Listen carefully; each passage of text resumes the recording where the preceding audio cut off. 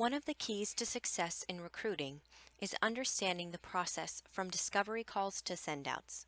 Understanding this process is important because there are some parts that are within your control and other parts that are not within your control but still impact whether your discovery call will eventually lead to a sendout.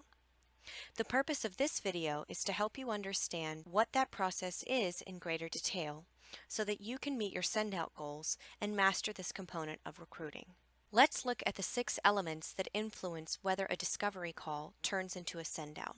They are the volume of discovery calls completed within a given time frame, the quality of the candidate, your evaluation and explanation of the candidate's desires and expectations, your ability to reset the candidate's expectations, and the candidate's responsiveness. Let's look at each element more closely. The volume of discovery calls is pretty straightforward.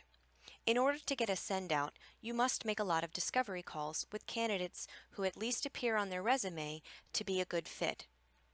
If we only make a few calls, then we won't be able to find the right person for the job quickly, and that slows down the entire process. Some discovery calls may be a waste of time, and that's okay. The higher the volume of calls completed, the greater the likelihood that you will eventually talk to a candidate who is a good fit. The quality of the candidate is an example of something that's not within your control. By quality, we mean the experience and training, the person's W-2s, their tenure and current position, and soft skills such as how they present themselves, whether they come across as articulate, whether they come across as professional, and other qualities like that. In the discovery call, you want to get a sense for how this candidate compares to other candidates who are sent out for a similar role, and evaluate whether they are a good fit for the role you're working on, another role for a different client manager, or a fit for CMI at all. Your evaluation and explanation of the candidate is completely within your control.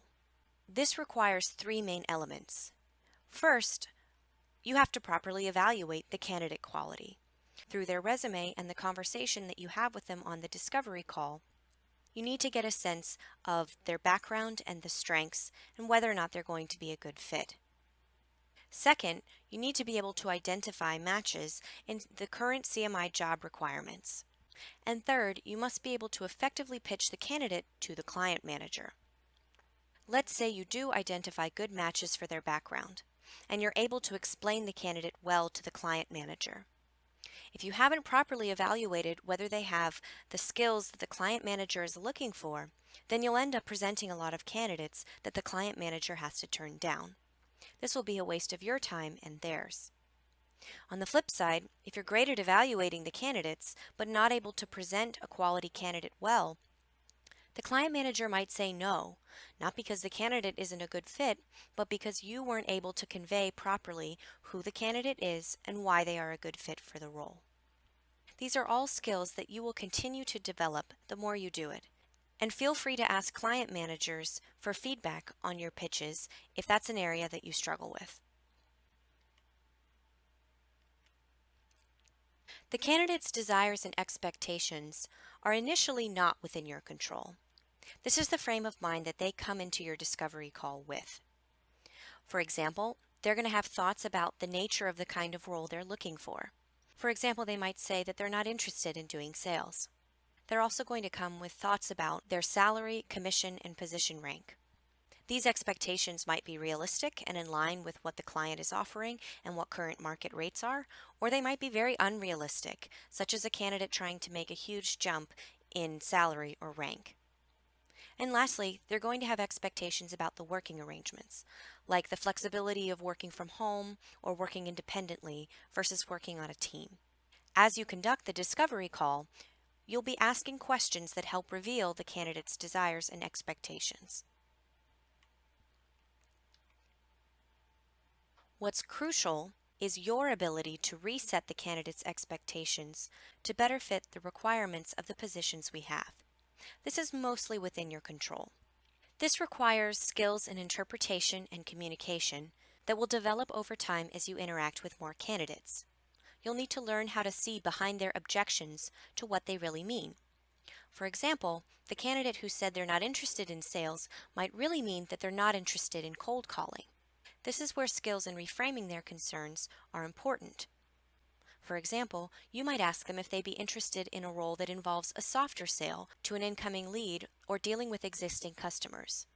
They might not think of that as sales, but it is sales, and they might be perfectly happy to do that kind of role. While this is mostly within your control, there is also a degree to which their expectations are out of your hands. At the end of the day, you might present all the information to the candidate in a perfectly fine way, and they stubbornly hold on to a desire that they'll never get. As long as you have done due diligence to reset their expectations, you can't ultimately force them to change their minds if they aren't willing to.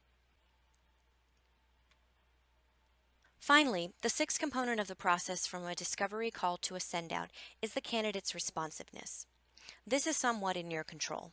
It's critical that candidates be reasonably responsive, both to CMI recruiters and to our clients.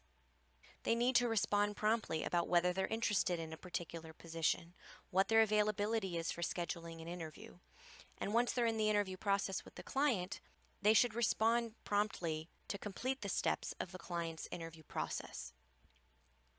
While situations such as family emergencies, schedule changes at their current job, and other life circumstances may prevent them from responding promptly every time, in general, it is important for you to help the candidates understand the need for them to respond to emails, messages, and phone calls in a timely manner. A candidate who takes weeks to respond indicates that they're either not that interested in finding a new position or not all that reliable, neither of which is a good thing.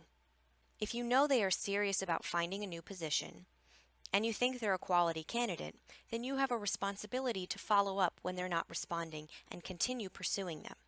The client manager is not responsible to do this for you, because at the end of the day, this is your candidate. These 6 elements are what influence whether or not a candidate will move from the discovery call stage to a sendout. As you can see, there are parts that you can influence and parts that are intrinsic to the candidate. As we continue this program, we'll go into more depth about the specific ways to handle these different situations. But for now, it's important that you understand the general process. If you have any questions, feel free to contact your course administrator for clarification.